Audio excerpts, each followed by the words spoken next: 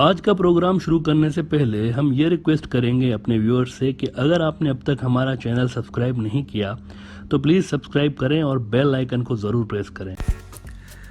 Nadreen, कल के episode में हमने इस बात का जिक्र किया था कि ये पूरा रीजन तब्दील हो चुका है और इस रीजन के दोस्त और दुश्मन चेंज हो चुके हैं देखते ही देखते। कल के दोस्त आज के दुश्मन हैं और कल के दुश्मन आज दोस्त बन चुके हैं, क्योंकि हर मुल्क इस वक्त सिर्फ अपना अपना फायदा ढूंढ रहा है और जो मुल्क इस रीजन के अंदर जारी आलमी ताकतों के खेल को जहानत से मैनेज कर रहा है, जिन्होंने अपनी फॉरेन पॉलिसी को फ्लेक्सिबल करके रखा हुआ है, उनके लिए बहुत ज़्यादा अपॉर्चुनिटीज़ पैदा हो चुकी हैं। और जिन मुल्कों ने अपनी फॉरेन पॉलिसी में हार्ड स्टांस लेके रखा हुआ था और एक रेड लाइन खींच के रखी हुई थी, वो इस वक्त सख्त मुश्किलात से गुजर रहे हैं, जिसका मिसाल हमने इंडिया की सूरत में आपको दिया था, जो कि इस वक्त चीन और अमेरिका के बीच फंस चुका है बुरे तरीके से, क्योंकि इंडियन फॉरेन पॉलिसी में फ्लेक्सिबिलिटी मौजूद नहीं थी regarding it's relations with other regional players. India का पूरा ध्यान यह था कि फला मुल्क आइसोलेट हो जाए तो फला मुल्क नीचे हो जाए तो इस मुल्क के ऊपर में आ जाऊं। इंडिया का पूरा ध्यान इसी चीज पे लगा रहा। और अगर आप जियोपॉलिटिक्स के अंदर मुस्तकबिल को सही से एनालाइज नहीं करेंगे और सिर्फ अगर अपने शॉर्ट टर्म चीजों पर ही आप फोकस करेंगे तो फ्यूचर आपको रौंदता हुआ निकल जाता है। जब चीन का BRI आ रहा था तो पाकिस्तानी जनरल्स ने इसको इस रीजन का गेम चेंजर कहना शुरू कर दिया था कि ये मंसूबा गेम चेंजर है, इस पूरे खित्ते को चेंज करके रख देगा और यहाँ पर हर चीज बदल जाएगी। और पाकिस्तान के अंदर गवादर पोर्ट को इसका मेन सेंट्रल रोल समझा जाने लगा था पाकिस्तान के अंदर, लेकिन इंडिया में उस वक्त इस चीज से डिसएग्री किया गया और इंडिया ने इस मंसूबे का विरोध किया हुआ था। एज अ रिजल्ट थोड़े ही अरसे में आपने देखा कि इंडिया अपना असर तकरीबन खो चुका है इस पूरे रीजन के अंदर। एक बहुत ही बेहतरीन और जबरदस्त किस्म की ताकत से इंडिया अब एक ऐसा मुल्क बन के सामने आया है जिसकी अब नेपाल जैसे उसके जो पड़ोसी हैं, जो कि उससे मैप में बहुत ज्यादा छोटे हैं, वो भी उसकी अब नहीं सुन रहे। बहरहाल एज वी सेड कि BRI के तमाम मुल्कों के बीच आने वाले दिनों में बायलैटरल रिलेशंस बहुत ज़्यादा बेहतर होने जा रहे हैं और ये इंडिया के लिए अब चैलेंजिंग होगा कि वो खुद को इस रीजन के अंदर आइसोलेशन से बचाए। इस सिलसिले में अब एक और चीज़ सामने आई है कि बांग्लादेश और नेपाल जहां एयर कॉरिडोर कायम करने की बातें कर रहे हैं कि इंडिया को बाईपास करके एयर के जरिए अपना ट्रेड और ट्रेवल हम शुरू करें, वहीं पर अब ये भी रिपोर्ट सामने आना शुरू हो चुकी है कि पाकिस्तान और बांग्लादेश भी टॉक्स शुरू कर चुके हैं बायलैटरल ट्रेड बढ़ाने के हवाले से। और वो जो रवायती एंटी पाकिस्तान स्टांस रहा है शेख हसीना साहिबा का, वो भी अब बदलता हुआ नजर आ रहा है। शेख हसीना ने इमरान खान को खत लिखा है मोदी साहब की ही तरह। उसमें उन्होंने कहा है कि बाकी सारे पड़ोसियों की तरह हम आपके साथ भी बहुत अच्छे रिलेशंस रखना चाहते हैं। PM शेख हसीना ने कहा है अपने इस खत में कि the existing bilateral relations between Bangladesh and Pakistan have immense potential to deepen and diversify in future. अब इस एक लाइन के अंदर आपको इस रीजन का पूरा फ्यूचर नजर आ रहा है, सारी गेम समझ में आ जाएगी इस पूरे रीजन के हवाले से शेख हसीना के इस एक लाइन के अंदर, जब वो ये कहती हैं कि बहुत ज़्यादा पोटेंशियल मौजूद है बांग्लादेश और पाकिस्तान के रिलेशन में मुस्तकबिल के हवाले से। अब इस बहुत ज्यादा पोटेंशियल के अंदर बायलैटरल ट्रेड तो आता ही है दोनों मुल्कों का, लेकिन साथ ही बांग्लादेश की पाकिस्तान के जरिए सेंट्रल एशिया तक एक्सेस भी इस रिलेशन के फ्यूचर में आ जाता है। इसके अलावा डिफेंस का सेक्टर भी इस लफ्ज इमेंस पोटेंशियल के अंदर आ जाता है और आने वाले दिनों में आप देखेंगे कि बांग्लादेश और पाकिस्तान का जो डिफेंस रिलेशन है ये भी आपको गहरा होता हुआ नजर आएगा।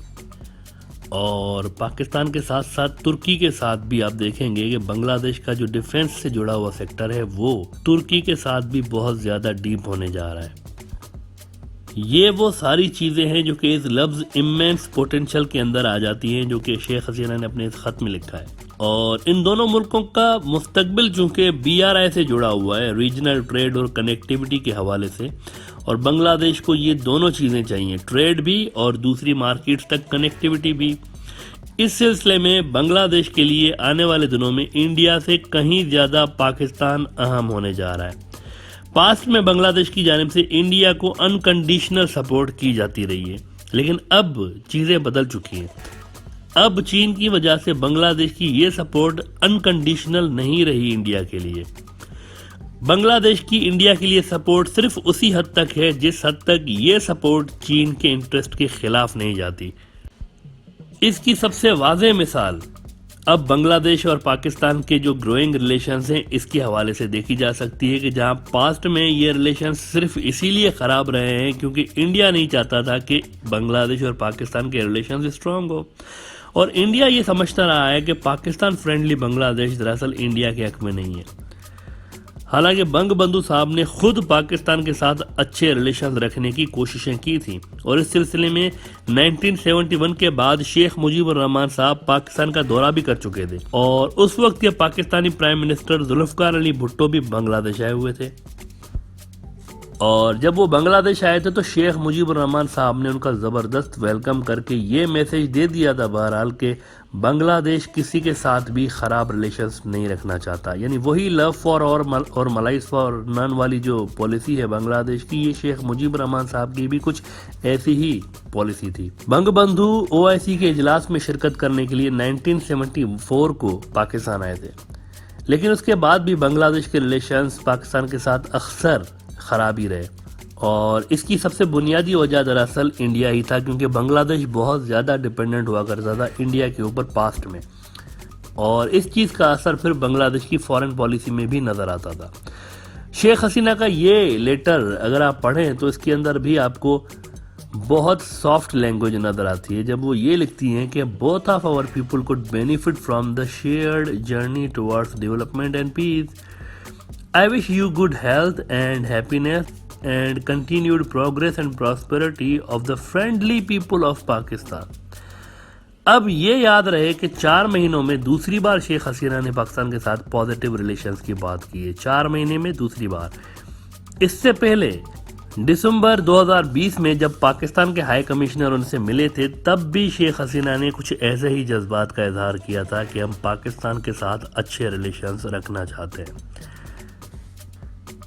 बहरहाल इंडिया खुद भी अमेरिका के दबाव की वजह से पाकिस्तान के साथ अच्छे रिलेशंस रखना चाहता है, और इस सिलसिले में हम आपको ये भी न्यूज़ दे दें कि गल्फ़ के कुछ मुल्क भी, सऊदी अरब और UAE वगैरह,